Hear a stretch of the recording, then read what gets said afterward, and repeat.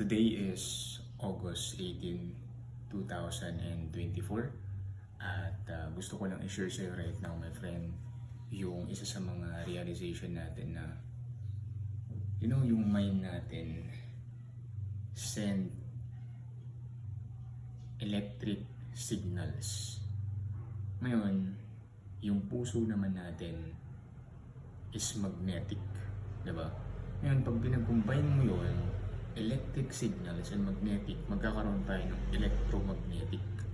And my friend, most of us people kasi talaga ginagamit natin yung power natin to create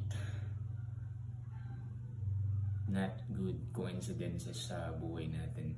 Yung may positive reminder for myself first, and at the same time, watching this video is yung nasa isip mo ng mga thoughts, ng mga bad thoughts, you need to change it into positive thoughts. And yung nasa puso mo, yung nararamdaman mo na feeling, di ba? Kasi yun yung isa sa mga secrets na nasa book ni Neville Goddard. You can search it. Feeling is the secret. Ngayon, pwede mo rin i-search kung ano nga ba ang electromagnetic. Isa yun sa mga energy, di ba, na makikita mo pagka sinerch mo yan online. Okay? But today, gusto ko lang mag-workout. Today, gusto ko lang mag-workout. Okay? Tara.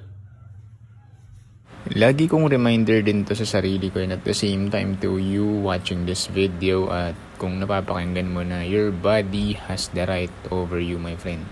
Hindi yan nagsasalita pero ipaparamdam niya sa'yo na need mo siyang alagaan.